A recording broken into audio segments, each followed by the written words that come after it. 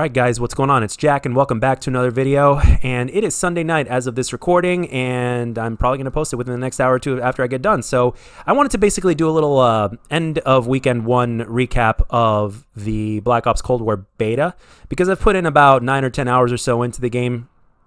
So I've got a pretty good amount of experience with it, so I wanted to give basically my overall thoughts, and I'm going to do my absolute best not to repeat myself too much from what I said in the previous video in terms of my thoughts, because there are definitely a handful of things that I want to say in this video that I haven't really said in any of my previous videos regarding this game, especially my recent one.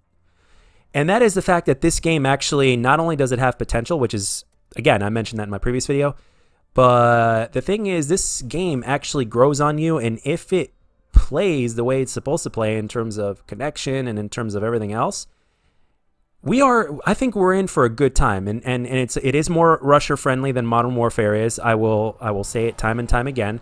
Again, Modern Warfare still does a few things better than this game, but that's okay though, because this game can still improve over its time. And by the time we get the release, and even post-release, we could still end up with something that is even better than what Modern Warfare was. So, and as we know, gameplay is what matters above graphics. So, this game, even with its maps, like the only thing that I still am very passionate about when it comes to the maps of this game, for the most part, is I do think that they are just a little bit too big, just a little bit. And number two, Miami still sucks. Miami still sucks. Satellite, once spending a little bit more time with it, I'm actually enjoying Satellite a lot more. And I'm hoping we get a lot more maps that are actually kind of like Satellite, but just not as open in the desert area. And what I did was I actually just went into the desert area and I took my own route to see if I could, you know, kind of counter those guys that are just hanging out in the desert and picking people off. And lo and behold, I actually did. So it's as long as there's a counter, then we're good, obviously. And I just didn't explore that enough. So basically, Satellite plays pretty well. Moscow plays pretty well. Cartel is actually really good, minus the bushes, believe it or not.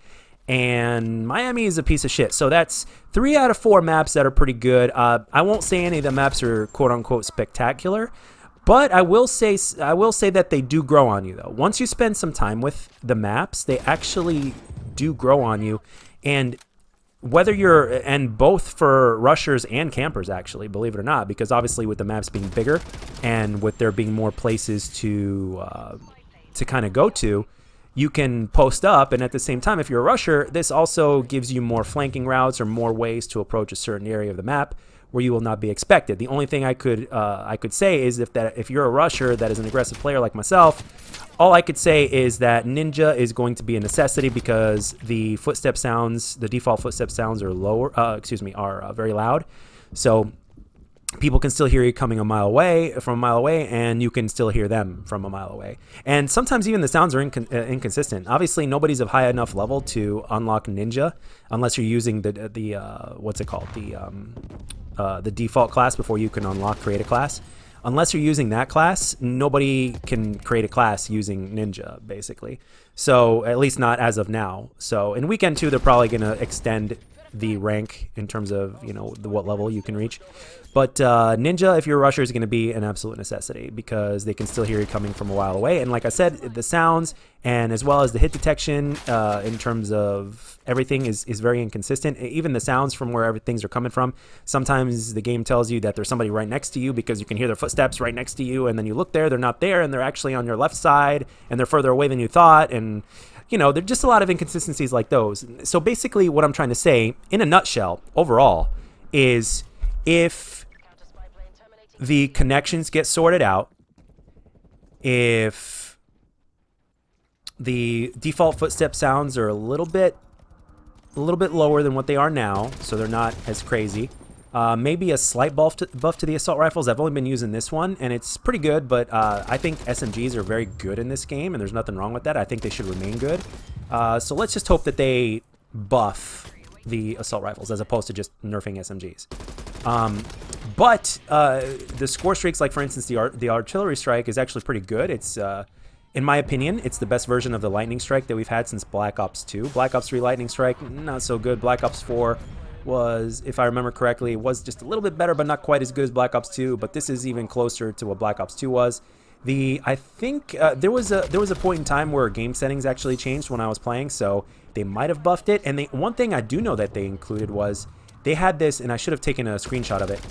They had this usual questionnaire. Did you have fun in the last match? And you get to choose yes or no, or you get to skip.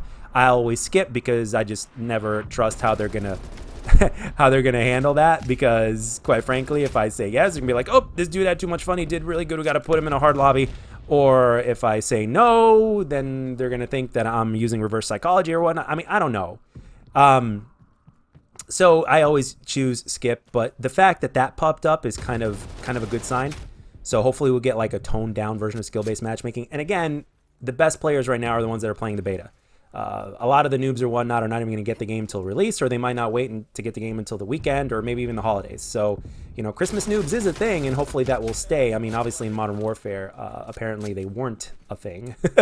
So, but hopefully we'll get a toned down version of skill-based matchmaking, you know, because apparently it's always been there. It's just, you know, either toned down or buffed up depending on the title and what Activision wants, apparently. So, but overall, with the maps, and in terms of the game and how it feels when things are going, like when the game is playing like the way it should, there's a lot of potential to be had with this game. It could be basically the Treyarch version of Modern Warfare that we wanted but didn't quite get, because Infinity Ward had their own vision of the game and they weren't going to compromise that. Treyarch seems to be, obviously they have their own vision as well, but they are a little bit more community friendly, especially when you look at the changes they've made from alpha to beta as well.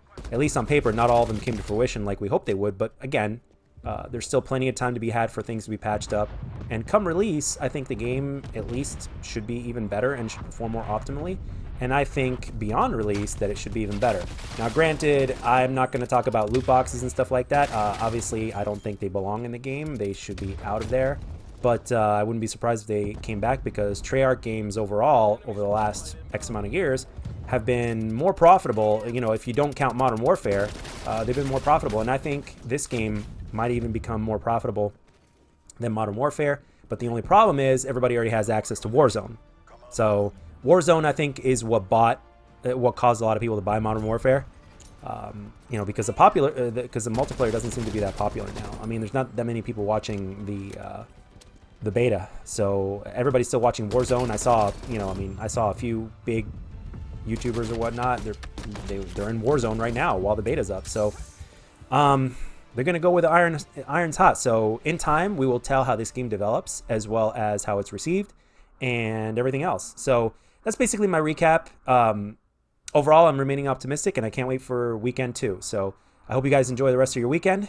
I'll catch you guys on the next one. This is Jack, signing off.